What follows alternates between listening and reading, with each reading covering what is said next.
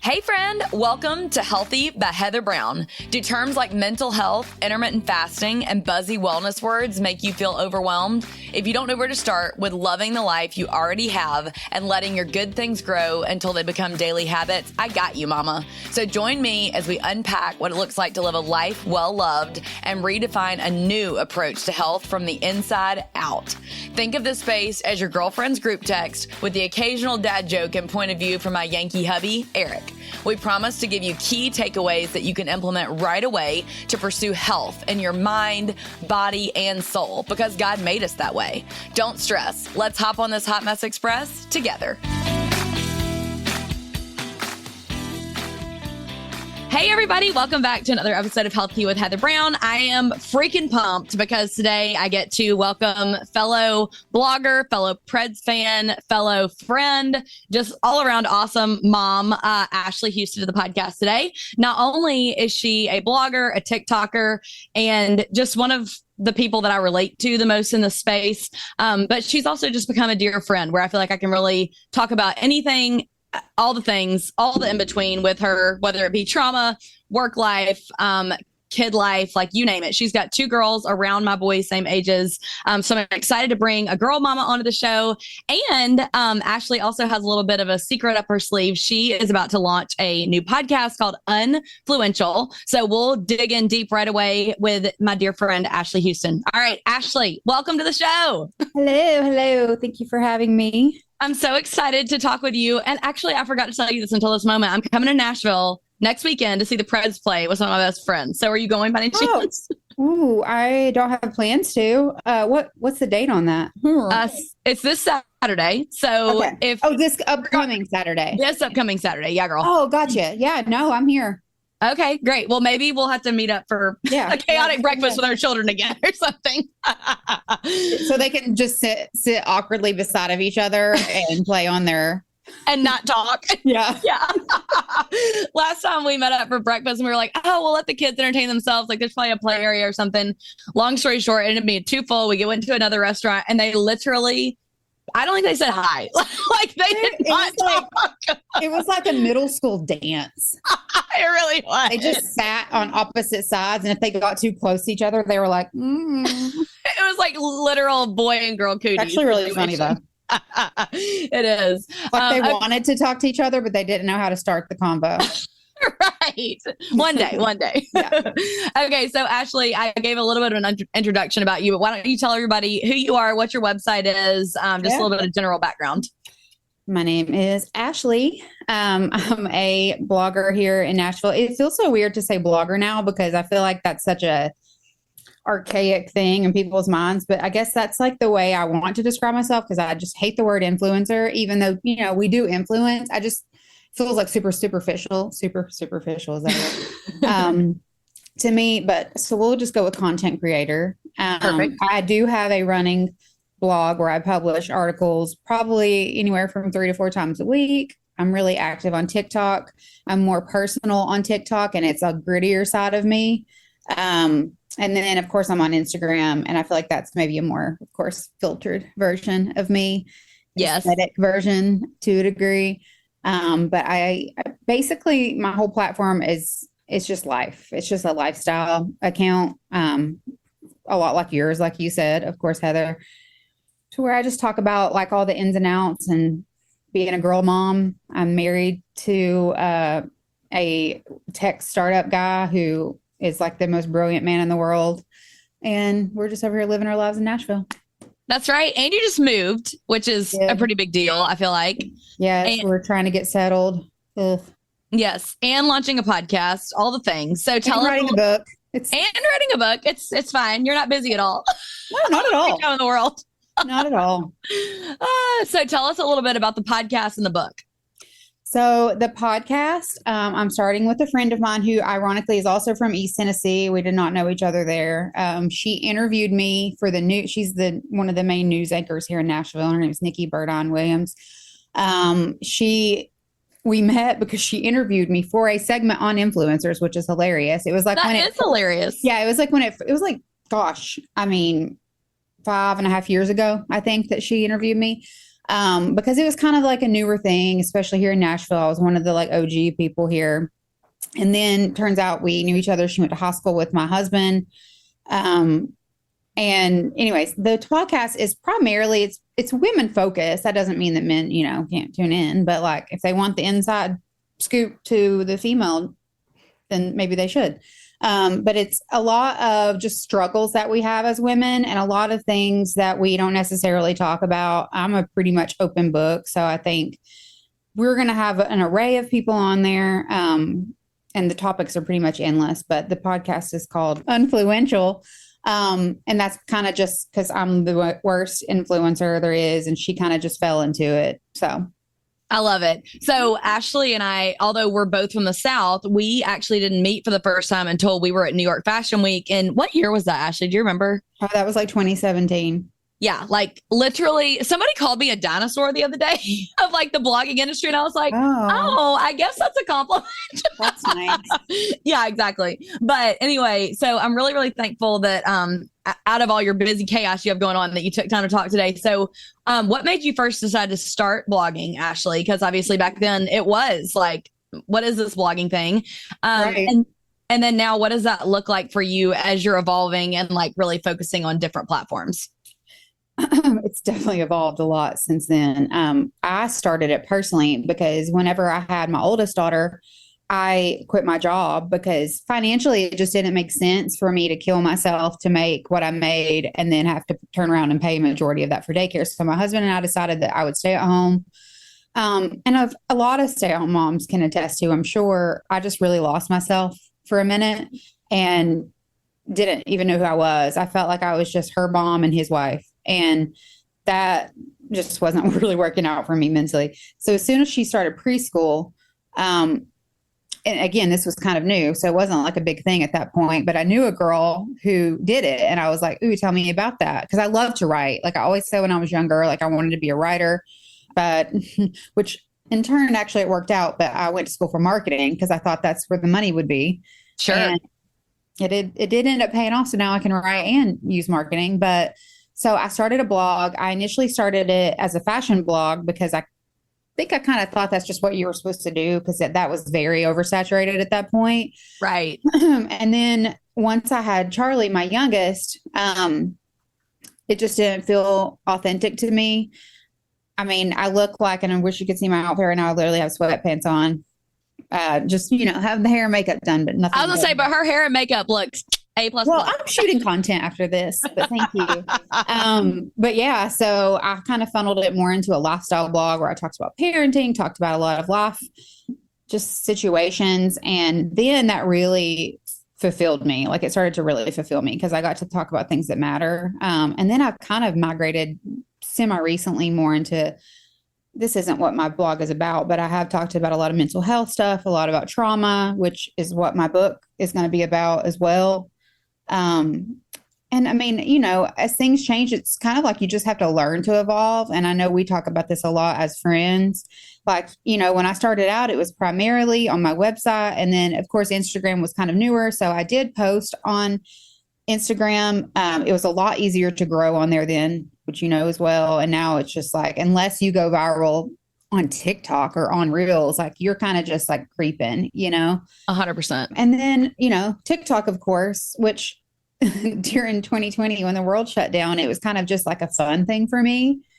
There wasn't, a lot of people didn't use it as ad space necessarily. It was just like a mindless entertainment. And so I started posting on there and, it's just fun for me, to be honest. I use TikTok more for fun than I do for business. Sure. Even though it kind of goes hand in hand. So absolutely. Yeah. Well, so you kind of talked a little bit about how it started to evolve and what you enjoy doing. And you talked about kind of like some of those things involve sharing more about trauma and things that really matter to you. Right. Do you mind just sharing a little bit about your story with trauma, Right. whatever you feel comfortable sharing on this space? Of course. I will give you a teaser because I don't want to say things that are going to be in my book. I'm dropping the bombshells there. I hear you. So I grew up with a lot of childhood trauma. I had a parent who was abusive and very narcissistic. And I mean, I don't even, we won't even get into that. But it has filtered into my adulthood. And I realized that a lot of things that I was doing and toxic behaviors that I had personally were from like trauma responses from me growing up. And then that in turn kind of, not now because my husband is wonderful, but made me seek out like unhealthy relationships with men. And then, toxic patterns. I would always look for friends that I could fix because I was always trying to like fix these people because I couldn't fix, I guess, maybe my parent, I don't know. And so kind of just like learning from all of that. So about, I don't even know what a concept of time is anymore. It's 2023. Okay. So almost 4 years ago, I went no contact with my parent, and that put me in its own trauma, if that makes sense, because that's a thing to do. And now I've been healing from not only that, but all the trauma that was caused by that person and by my childhood and by all these things. And I'd say that like in the very beginning, there was a lot of emotions, and now I feel so like mentally chill. It's like the best feeling ever. Like I'm at such a good place mentally right now. And so basically the book is about it's semi autobiography, but it's also kind of just things that I learned from that trauma and healing processes that I've learned. So it's just like a good mixture, and I'm like really excited to talk about it and help others. That's like my main goal anyways with my Instagram and with social media, was like I wanted it to have a purpose. I didn't want, I'm not over here trying to be like Instagram famous. The only reason I would want that is if it meant that I reach more people, that then my story can in turn help. So if that is it, sure, I'd love to be Instagram famous. But aside from that, I could care less, Yes. Ashley, you kind of talked about so many things that I'm like having a hard time even like making my brain. I word vomit. I'm sorry. Yeah. No, I love it. But I'm like, what would you say if someone's like, God, like she says that, and I realize that I have traumas from my parent, but like I don't even know where to get started with that. What was kind of like almost your breakthrough moment, or what would you say to the woman sitting in that seat that doesn't know what the first step is? I'd say the fact that you're even taking accountability is the first step, because especially, and I can only vouch for my personal situation, you spend so long trying to like push it down deep, and you're like, oh no, it's fine, I'm fine. When you take that first step of acknowledgement and I want to get better, I want to fix XYZ, you've already started. So now only thing you have next is action. And honestly, that's just you grounding it over and over and over in your head and your actions, all of these things. And just, my gosh, I just started invasively doing my healing process about, I'd say like 3 years ago. Well, yeah, 2020 is really when I started. I mean, COVID kind of forced me to do it a little bit. And I really just feel like mentally sound over the past year. So it's not something that happens overnight, Sure. And deeply even over the past few months. Like I feel like, obviously I'm not a Buddha, but a little bit, like I feel a little bit like that right now. Like I feel really good. And that's awesome. I wake up every day really happy. And it's like, even the things that stress me out or the things that, happen that kind of derail you, I'm just like, it's fine, because I know that things will work out the way they're supposed to. Yeah. And I will say, I know I've talked about this a lot in the past on this podcast, but I'm going to link it again. There is a grief workbook that I went through that it actually takes you through the 12 steps of the Alcoholics Anonymous program, but they put a grief spin on it. And I didn't know this before, but the Alcoholics Anonymous program actually has faith worked into it. And it's a whole like exposition on confronting each part of like your grief or your trauma. And it's been really, really helpful for me. Ashley, is there any type of like book or counseling or Bible verse or anything that you felt like this is a good first action step for me? Maybe as a counselor. So I have been in therapy. I will say a lot of my work has been inner work. I do a 5-minute journal to where I just talk about what I'm grateful for. So I think that helps keep me in a positive mindset. I do have some books that have helped me personally, but I think that kind of depends on the person's story. So me personally, the book, Daughter Detox was great for me. And that's not even just about having like, an extreme narcissistic parent or, my personal thing.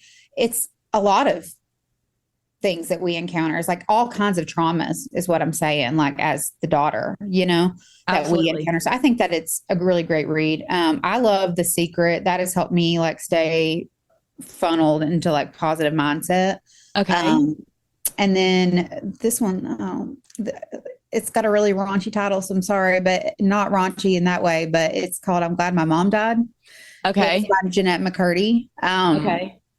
For people that have had like specific situations, that was a really great read for me and actually helped me a lot. And that actually kind of pushed me to want to share my story more. Okay. Because I think that it really feels good to know, like sometimes you have these experiences and you're like, oh, I don't even want to talk about that. People are going to think like, because my husband has said to me multiple times, like, I'm surprised you're not crazy, just based off of like things that I went through. Like, I can't believe you're like mentally stable. And Wow.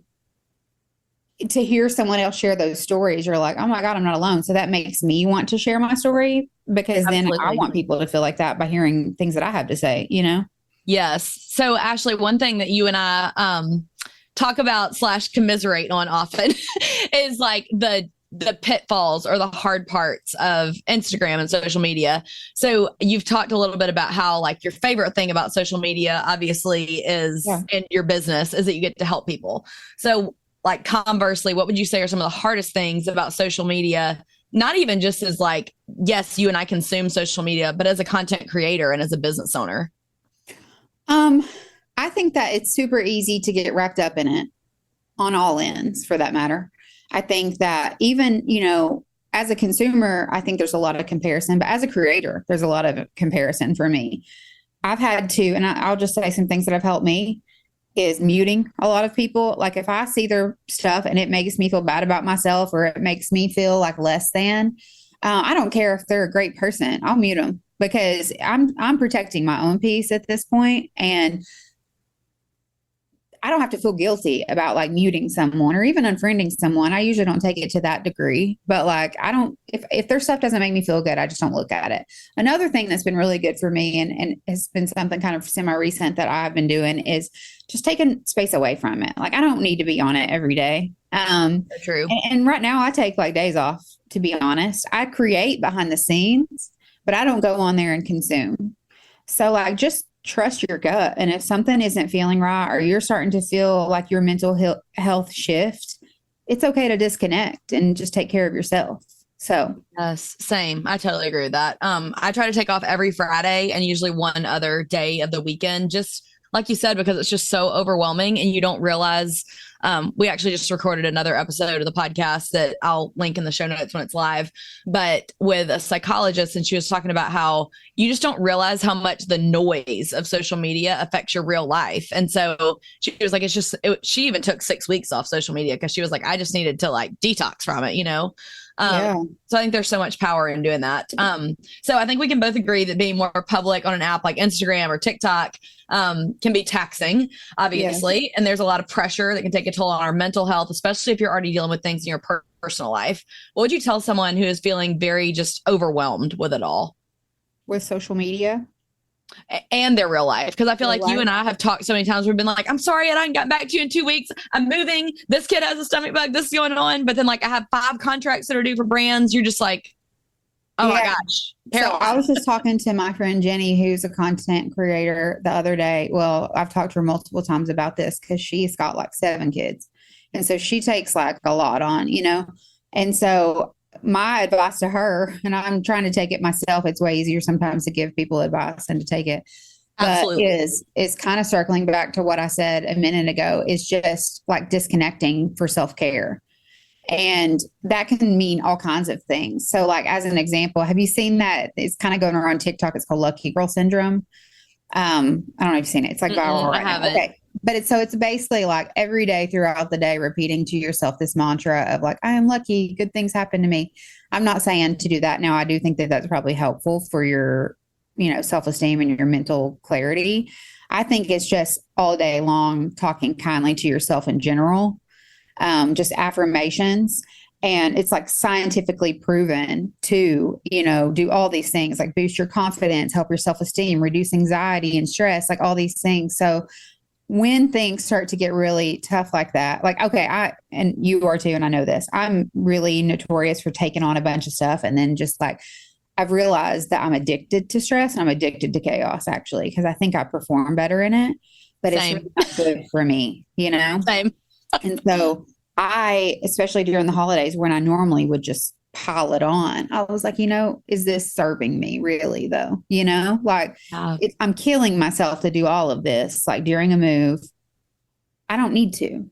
So like just taking a step back and doing only the things that you need to do, and like putting off things. Like if you're able to put it off, put it off. And Yes. I just think the main focus is to care for you. Like I can't remember that quote right now, but it's basically like, what is it like as a mom where it's like, put your life jacket on first. I don't know. You have to take care of yourself first. Yes. So, Oh my gosh. Yes. We just did a whole other episode on this as with the same lady as well about how you really do just have to take care of yourself, even those small moments. And I know Ashley and I were talking about also before we hit the record button about we both have taken or take it parts burn boot camp. And I know for me, that 45 minutes every day is literally like, yes, I want the workout. And like, that's great. I'm happy to be there working out physically my body. But for me, it is almost like, I would say 70% mental health for me because I'm a people person, and in this content creator space, not a lot of people tell you this, but it can be lonely. Like it is very lonely. If you don't have coworkers that you're just like in the office with all day. So when I'm just sitting at home, if I don't get out of the house and go see all those people at the gym that are like my friends or acquaintances and we're high-fiving or whatever, I feel very lonely. So I love to get there and see people. But then also just there's something about that endorphin release that is so good for me mentally. Is there anything, Ashley, that you try to do for you every day, either movement wise or otherwise, to help with not letting the day, your kids and your husband just like run you ragged to where you're like at the end of the day and I have nothing left to even do for myself? Yeah. Well, I mean, it was working out for a long time, and they do say that literally on burn. They're like, leave it all on the floor. And that's so true. Right now where I've hurt myself, I'm not able to do that. So I will like intermittently, sometimes I'll go for a walk. I've tried meditation a lot here recently. I've really been focusing on myself. I'd say maybe the past month at the very least. Writing in my gratitude journal. I talk to myself a lot, but like meaning like almost like in a positive way. Like that's awesome. Like building myself up, One thing that I do when my husband puts the kids to bed, so he puts them to bed every night pretty much, and that's my me time.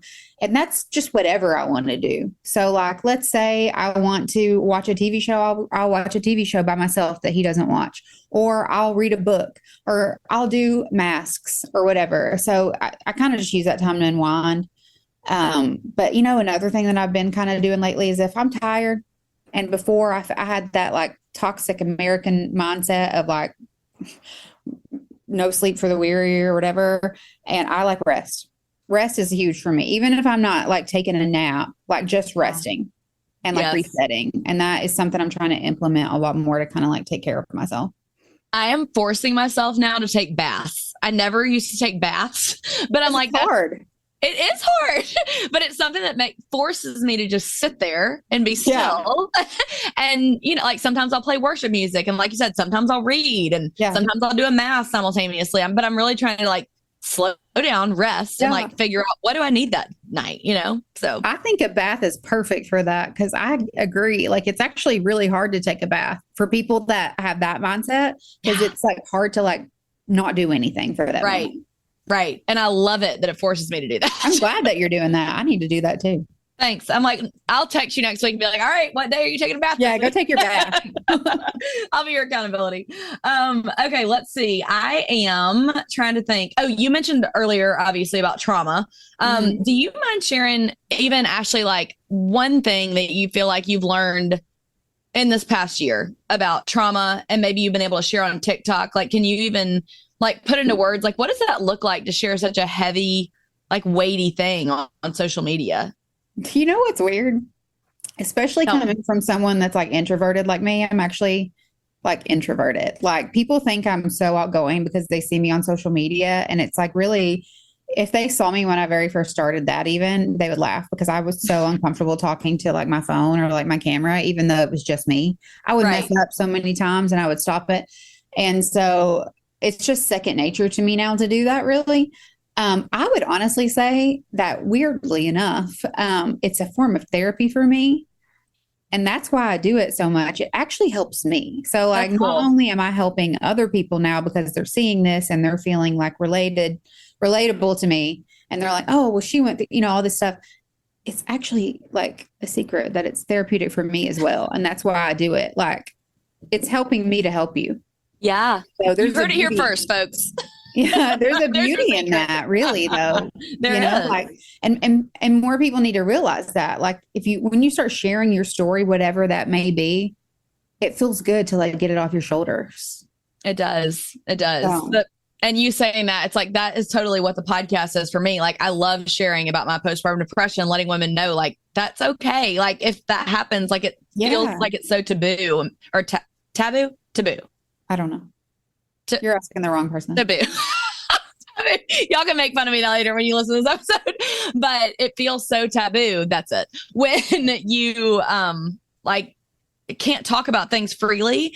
But people always say your message is in your mess. And so my mess was postpartum depression. And now when I share it, it's like, well, that's what resonates most with women, because they're like, oh my gosh, someone's actually talking about it, Oh, 100%. And I mean, that's the same thing for me with my podcast. I'm actually so excited. I can't wait to trauma dump. It's going to be so fun. There you go. Back it on up, that dump truck. Okay. So Ashley, I have two more questions for you. One is there anything from like a business mindset that you wish that you could advise content creators? Either like something that you've learned recently or something that you're like, I wish I would have known X when I started, or even in your halfway point. And it's not even learn. It's just something that I practice with this one in particular. It's just staying authentic. To yourself. It's so valuable. I feel like and I see it more and more, which I'm so grateful for seeing this in people. But I think because we were on Instagram for so long, it was not there. And I started to feel like, oh, maybe you should just be a sellout or whatever. Like, like sellouts are getting ahead. But like in the end, I think that it helps you prosper. Just staying authentic to yourself and to your message and to your story. And like that will shine above everything. And another thing, as I'm just saying, like don't be scared to take the risk, whatever that may be for you in there, whether it's, I see a lot of people right now like, oh, nobody will care. Like, I'm scared to do like, get ready with me, or I'm scared to do this. Like, who cares? Literally put yourself out there. Like, what's the worst that can happen? Yeah. And so I would just say to like, put yourself out there. Like, we put ourselves out there every day. And you're not going to get better at it unless you start. So 100%. It's practice. If anything, right. Worst case scenario is practice for you. I feel certain I'm going to look back in 2 years from now and listen to my first podcast episode that I did, because I was freaking out before my first podcast. I was like, oh my gosh, how do you set up this? And what does this program mean? And I mean, it's like, but you just got to do it. You got to do it scared to just start. Well, when it's weird for me, even with TikTok, because I'm so comfortable on Instagram. I'm literally comfortable on there. I don't even care. And I care on TikTok. So it feels weird when I even get on there and start talking. I'm nervous because I'm like, this goes to a whole other realm of people. For the most part, it just goes to like the page. They don't follow you. So then they decide if they're going to follow you. At least I know on Instagram, it's probably mainly going to my audience that I already have. So there's like that comfortability there already. True. So yeah, I mean, that's scary too for me right now, even as someone who's done this for a long time. Like, I find myself being very awkward on TikTok way more than I was and am on Instagram, Yeah. Which is probably refreshing to your people. I'm like, maybe you need to start. Do you have a daily affirmation that you say to yourself? I'm like, start saying it to yourself before you get on TikTok.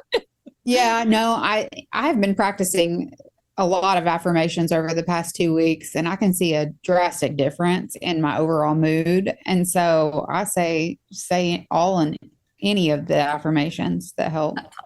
That's really awesome. Do you do that with your girls? Yeah. Well, Charlie, I try with her, but she's like in kindergarten, so she doesn't really take it in. Sure. Keaton is taking it in, and it's like my proud moments, when she'll come home and she'll go, I told myself it's going to be a great day today. And it was, and I'm like, it's all relative to how you're feeling. So like, you can let the littlest thing take you down if you let it, or you can just learn from it and move on. Exactly. My boys and like you're saying, I mean, Leighton is in kindergarten, so it's like, how much is he really getting fins for? But my hope is because they always say though that their little brains are like the biggest sponges when they're so young. So even though it may not feel like they're getting it, like in the future, they probably will like actually have understood more than you think. So every morning on the way to school, we say, "I'm kind, I'm smart, I'm brave, I'm a good friend, I'm a great listener." And then, oh gosh, I'm a good sport because we're really working on that. I've implemented that later. Yeah. And then we say, Mommy and Daddy love me and God does too. And I'm going to have a great day. And then we always go, woo, at the end. I love that. I agree with you too. My grandmother used to do that when I was growing up and she annoyed me to no end. And I was like, she's just like a walking self-help book. And she really was. And now, oh my gosh, I'm so grateful for it. I'm like, you molded me at this point. Like, yeah, maybe I didn't take it to heart when I was younger, but it made a difference. It really did. Oh, for sure. I'm like, well, that's sweet encouragement for all the mamas listening to you. So keep doing it. That's right. Keep annoying your kids and give them great advice. It may take until they're 30, but it will sink in. One day. That's right. Well, Ashley, last question for you is what's your favorite thing in your health journey that's making you feel like yourself right now? We ask this on every episode. And then and it can be just anything that makes you feel like you health, mental, physical, spiritual, whatever it is. That's a great question. It's a lot of self-reflection there. Oh, thanks, Boo. Thanks. It's very deep. Hold on. But you don't have to make it deep. You can if you want to, though. No, it's hard for me not to. So I'm just going to try to answer like the first thing that comes to mind then so I don't think too much into it. That's right. Honestly, I would say like me personally is just like all the inner work that I've been doing. And because I feel healthy from the inside out right now. Like I told you a second ago, like I have never felt this clear inside. I also, and this can tie in with health, like I'm sober curious right now. I'm not, I don't have alcohol problems necessarily, but I did find myself resorting to that as a like escape sometimes. Okay. Yeah. And I'm trying to not really drink. And I will say that has helped clear my mind a lot. Yeah, totally. So that's one thing, kind of just taking a break on that and then just like trying to learn anything and everything about all the parts of me that I can and just working on myself each day. That's awesome. When you talk about being sober curious, do you have like a day? Like, are you going for like 21 days, 7 days? Or are you just like, I'm just wait? No, I'm just like, okay, just as an example, I felt like, especially like after COVID and everything, at some point, well, we all got a little out of control with COVID, I think. A lot of us did. Sure. We either went one way or the other. And I found myself like drinking every day, even if it wasn't to the point of like drunkenness. It still was drinking every day. And I didn't want that anymore. So then I stopped drinking like throughout the week. So then I would just drink on the weekends. And it just kind of was like little by little by little. So I don't like beat myself up over it. So like if I went out with my girlfriends this weekend for dinner, I would allow myself to have like one drink, but that's it. Another thing, like I just allow myself one drink. That's smart. And that's just, to keep my mind right. And I will say, and I would never judge anyone for doing things because I have also been that way before, but I think it's definitely helped my mind be a lot clearer, to be honest. That's incredible. I think that's really powerful, Ashley. And I have actually been reading a lot of research on how much alcohol damages us that we don't even realize from a mental health and anxiety standpoint as well.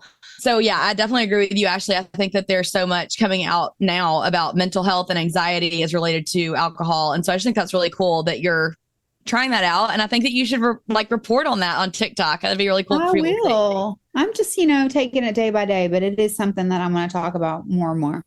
Absolutely. Well, I love you, friend. Thanks so much for joining us today. Thank you for having me. Of course. Okay. Well, y'all make sure that you check out Ashley. You can find her at Nashville Lifestyles. And then also you can look out for her new podcast. We'll put the link to all of her Instagram, TikTok, all the things down in our show notes so you guys can find her. Make sure that you go follow her new podcast. And then, of course, make sure you subscribe, rate, and review to Help You with Heather Brown and Ashley's podcast. Show her some love. Can y'all believe it? Ready or not, the holidays are here. I'm making my list and checking it twice. I love sharing my favorite gifting ideas with y'all, of course. Haverhill Jewelry is a perfect holiday gift. Their jewelry can be personalized with birthstones to represent family, friends, or for yourself. I especially love their classic birthstone necklaces, and I really think you guys will too. I recently received mine with my boys' and hubby's initials and birthstones. It's super sweet and very special.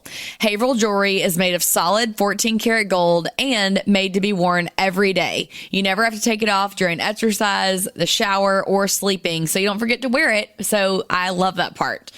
Links to shop are in the show notes, or you can check them out at haverhill.com. All right, y'all. Thank God Eric is letting me off the hook. And this week, after I miserably failed Thanksgiving Trivia 2023, I don't have to answer any hard questions this week. So thank you for that, Eric. I think this marriage corner is going to be a little less stressful and hopefully a little bit more lighthearted with some funny stories. Well, I thought last week was hilarious. Hopefully our audience did too. Agreed. Quite funny. But I felt like this week I wanted to share some stories. And I know we have talked about this recently, but I'm not sure if your audience is aware, but we've been house hunting recently. And the girl gang, by now they should know. Gotcha. So we've been house hunting, which is always an interesting process. And I feel like we've been a little different. And then I've spoke with some people, and we have brought Leighton and Finn to a few of the houses that we've looked at. And a few people were like, oh, man, you brought your kids? That's an interesting thought or an interesting thing to do. And I was like, oh, yeah, it's fun. We want them to be a part of the process and see, a potential home that we could move into. And I've just found it very interesting, and just the way kids' minds work. Some of the things they have highlighted. Have you thought the same thing? Oh, yeah, 100%. 100%. I definitely think that hearing about what was the talk of the school for Leighton was for sure the highlight. So maybe you can share that.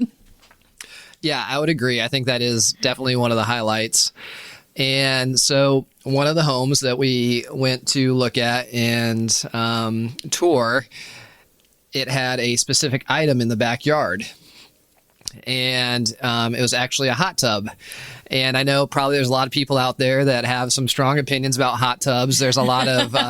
you love it or hate it. You either love it or hate it. There's a lot of connotations with hot tubs, I think you're exactly right. You either love it or you hate it. Some people think it's gross. Some people think it's relaxing and therapeutic. Ooh, it's quick tangent. Will you tell them your sidebar about the hot tub research you did? I love the study. So after we had kind of talked about this story, I was just going through some news articles, and one came across my feed, and it talked about the actual health benefits of using a spa or a hot tub. And it was from a reputable source. I wish I had it in front of me right now. But basically what it said was that 30 minutes spent in a hot tub, I can't remember the specific temperature. I want to say it was above 98 degrees.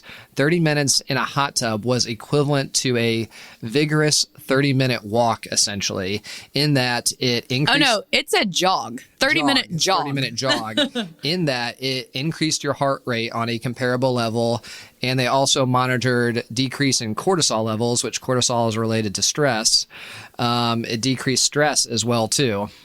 Obviously, if you do get a hot tub or a spa, consult with any physician about if it's right or safe for you. But anyways, that was a very interesting article. I will say that while Eric was talking, I looked it up on my phone, and it was the team at Coventry University. They studied 20 healthy participants. So not the largest sample size. Take it for what it is. But sure. Yeah. But they studied 20 healthy participants aged 26 to 60. They measured their heart rate, blood pressure, blood flow, anxiety, salivary cortisol, mood, and thermal perception question and did a follow-up questionnaire. And it was just fascinating to me that it said that following immersion, blood flow to the legs increased by 345%, which is about the same as after a 30-minute jog. So I don't know if there's any other highlights you want to say there, but Heart rates also shot up by an average of 31 beats per minute, which works out roughly equivalent to a brisk walk. oh yeah, so you were right. We were both right. Yeah. So anyway, get you in a hot tub if you can stomach the thought of it, because apparently the benefits are immense. So back to talking about the kids, but it's funny what the kids highlight. And after we went to visit this home, Leighton apparently decided to go back to his school, and we have heard from a couple of his friends' parents that they came up to us just, At the soccer field or via text, whatever. And said, we heard you guys are getting a hot tub. And we said, well, that decision has not been made yet, but it's a possibility. And they're like, well, we heard that Leighton has been going around school telling everybody that you guys are getting a hot tub. And a fountain. That was a secondary point that they brought up too. And a fountain. I didn't even know the houses that we visited had a fountain. Neither did I. But Heather actually went back and looked, and one of the houses that we looked at has a very small fountain out in the front. But that is something that Leighton just honed in on, and he was super excited about that possibility. Yes, and I wouldn't say it was a fountain. It probably was more, I would call it like a Costco little water feature that you would buy that almost looked like a bird bath that like had a slight bubble. Yep. So even if we do or do not get this house, we're already known at the school as the hot tub couple, if you will. So I mean, I'm not against that, but there's worse things to be known for. There's worse things there to be known for, but I found that to be quite funny. Oh, and another thing that I thought was hilarious was, well, I don't think we've shared this with you guys before, but we have a leopard gecko. Well, let me correct that. Leighton has a leopard gecko, and its name is Freckles. So every house that we would walk through, Leighton would go, well, I don't know. Do you think that there's going to be a spot for Freckles to be in this new house? And that was like his biggest determining factor, was whether there was room in this house and where the leopard gecko would go. Most definitely. I think when we talked about that we would start looking at houses, once again, that was his first question. Well, can we take Freckles? Yes, buddy, we're taking Freckles. I kind of wish we weren't, but yes, we are. So that was Leighton's thing that he kind of focused on. But for Finn, the main thing that he focuses on and tells everybody is that we're looking at houses that have stairs. So the house that we're in right now is a one level. There are no stairs, but that is just the thing that he is focused on and is at the top of his mind, is that a lot of these houses we looked at have stairs. So I guess looking through, the eyes of a 5-year-old, stairs are, they can look like a mountain to him. And I think for sure. So I just found that very, very funny and interesting. That's what he's focused on. Yeah, for sure. So Eric, the real question is, ever since people want to know when we're going to get a dog. And Eric has always told me, once we get a house that has a backyard and, that's a little bit bigger than the one level, then we'll look at getting a dog. So the real question is Christmas 2023 going to have a dog in mind, or? I can say with 100% assurance that we will not have a dog at Christmas 2023. It was worth a shot. Worth a shot. There's a lot of moving parts, and that is one that I cannot deal with right now. But it is something that, yes, we are willing to consider. Well, I will say, there's a lot of health benefits of having a dog. Lowers your blood pressure. I mean, for you might go into anaphylactic, like sneezing shock or something like that, but might need to find a hypoallergenic dog. So that would be nice. Yes. So Eric, why don't you tell people, because I do think that this is always interesting to hear what other people are looking for in a home. What would you say were some of your top 3 or 4 things that you wanted to find in our next house? Well, I think one of the most important things was, before we started looking at houses, we got together and talked about this exact question: what are the things that are most important to us? And one of the things that we both agreed on, I think number one, was we wanted to have a open house that provided an environment to entertain and really share our house with friends and family. And that's one of the things that we love to do, is that we truly feel like any house or any space, we feel like the Lord has blessed us with that, and we want to share that blessing with other people. So a place to entertain and have people was, I think, our number one item. I know for you, another big thing, and also for me as well too, was you would have loved to have a screened-in porch as well too. I think that's being outside, but also living in Alabama, trying to avoid all the insects and the bugs is important. So that was another very specific thing. Another thing for me was some kind of bonus room, whether it was a basement or an upper level bonus area, specifically so the kids could have a space of their own to go and really consider that their own environment. And I think number 4 probably is just having more storage space and being able to organize those things. And you can always have more storage space. For sure. And you guys will be happy to hear that one other thing that Eric and I talked about, what we wanted was a really dedicated office space for me, so that we can make the podcast even better for you guys in the future. So stay tuned to see what kind of updates and upgrades we might have. But we would also love to hear what y'all consider important to a home buying process. So please comment and tell us what you think are the most important things in the home buying process, and we would love to hear those. That, and tell us what your kids think are, because that would also give us a lot of entertainment. Most definitely.